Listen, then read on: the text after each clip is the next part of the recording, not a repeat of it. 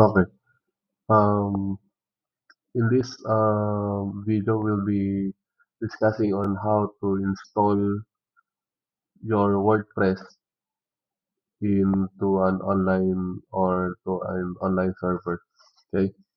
So we will be using the Pantheon. And now, in creating your account with Pantheon, will be you might be using another email or you would like to use your UA email. Okay. For me, I have used my UA email for my Pantheon account. So, yan. UA email po yung ginamit ko. Okay? So, nandito na ako.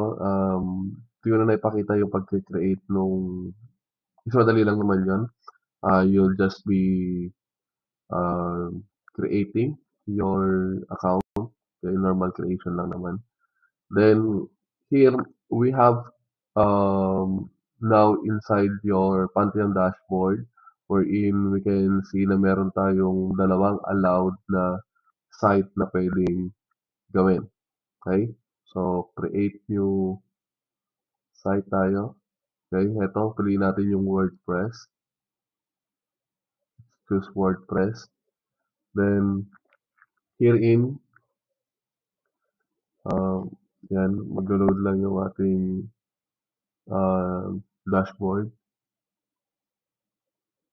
Okay.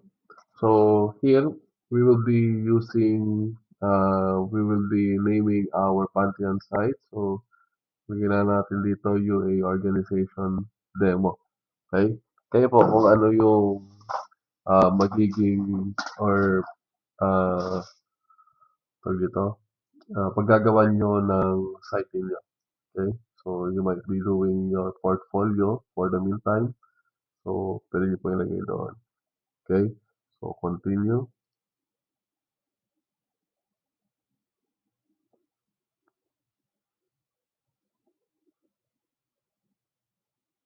Medyo matagal lang. So, wait lang tayo dito.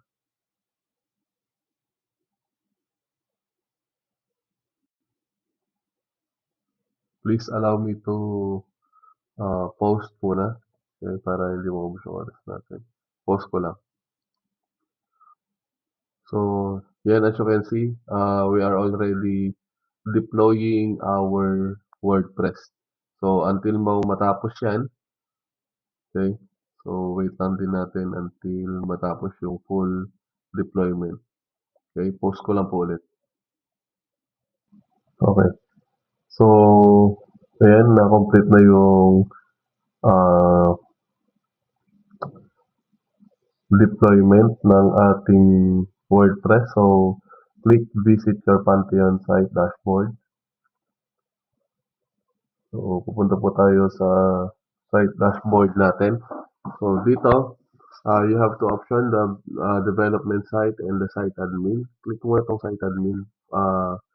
We'll just set up muna yung ating WordPress. So, language, continue lang din.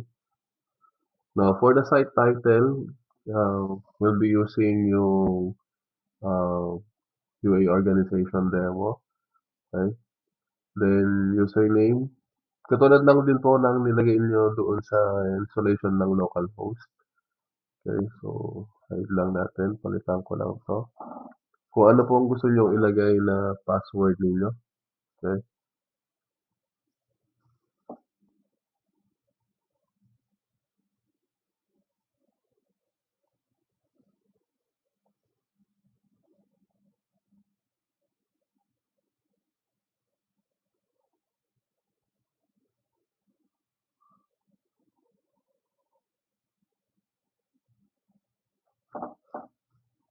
okay.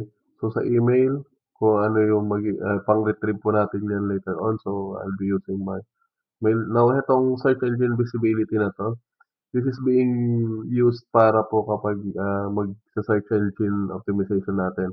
Sabihin, siguro mga after 3 to 6 months, magiging searchable ang ating site sa Google. Okay, so recommended ginagawa ito kapagka natapos na natin gawin yung ating site, okay, para hindi masira yung ranking. For the meantime, we'll just install our WordPress. So, install.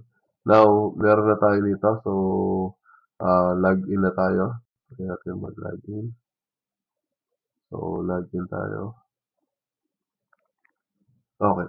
So, nandito na po kayo ngayon sa loob ng inyong dashboard. Okay? So, ito po yung gagamitin natin. Okay? Katulad din lang po sa localhost, kung halimbawa meron din yung post, media, yung appearances, yung theme.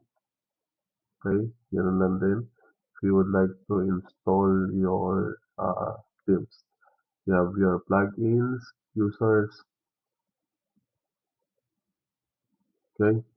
So, basically, ito po yung ating site. Okay? So, thank you.